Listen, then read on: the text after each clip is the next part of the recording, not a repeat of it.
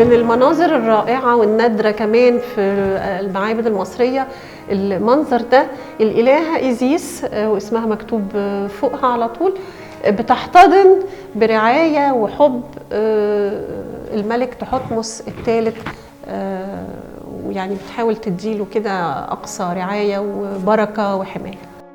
النقوش اللي في المنطقة دي بنسميها نقش بارز، ودي لها تكنيك احنا عرفناه من رسومات الغير مكتملة. يعني ما بنلاقي رسم غير مكتمل زي مثلا من أشهر الرسومات غير المكتملة في مقبرة راموزا، بنلاقي أولا الرسام يبتدي إنه بيعمل المربعات اللي بينقل عليها الرسم من رسم أصغر لرسم أكبر، وبعدين بيجي الرسام يبتدي يرسم باللون الأحمر، وبعدين بيجي المصحح يشوف لو في أي ديفوهات أو مشاكل في الرسم ده بيصححه باللون الأسود، وبعدين يبتدي النحات في الشغل.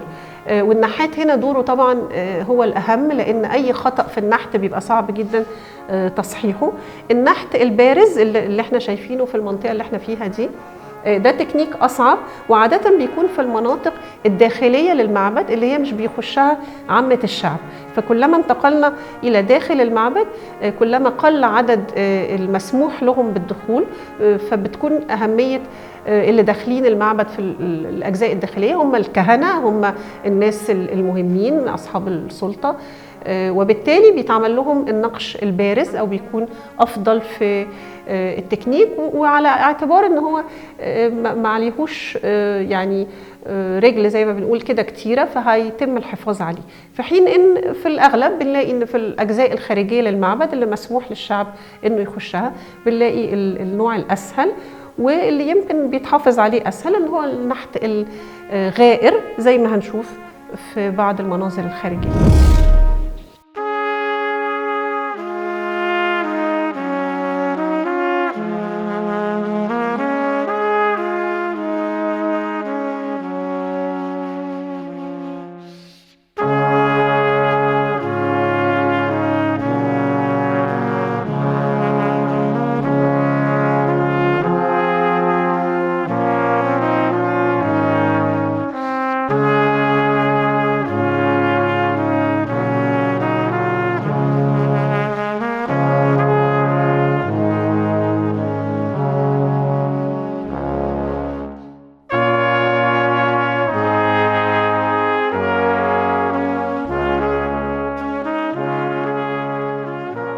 احنا هنا في الهايبوستايل هول او صالة الأعمدة، ما يعرف بصالة الأعمدة، وفي تنوع في الأعمدة ما بين أعمدة مربعة وما بين أعمدة بأضلاع أضلاع عديدة. هنا بيوصل عدد الأضلاع ل 24 ضلع في العمود ده مثلا، ودي من الطراز اللي برضو لم يستخدم كثير. الحقيقة بنلاقي أعمدة ب8 أضلاع أو ب4 أضلاع، بس ال 24 ضلع ده ما شفناهوش كتير، وأعمدة مربعة.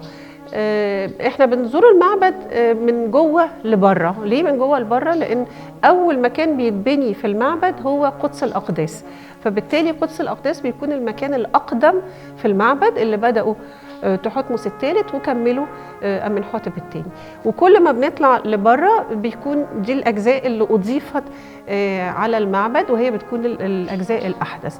والمعبد يعني لو الملك توفى أو ما قدرش يكمل المعبد بتاعه لأي سبب من الأسباب، فبالتالي عادة الملك اللي بيجي بعده وبالأخص لو كان ابنه مثلا فبيحب يكمل معبد والده، أو إن هو ينهي العمل ده، لأن وجود معبد للملك ده شيء مهم جدا، بيمثل إن هو بكده بيضمن الأبدية في الآخرة، وكل الرسومات اللي مرسومة على معبده دي بتضمن له سواء بتقديمه للقرابين للإله أو أخذ البركة من الآلهة، كل ده بيضمن له الأبدية. فإذا وجود معبد مكتمل بيكون شيء مهم جدا.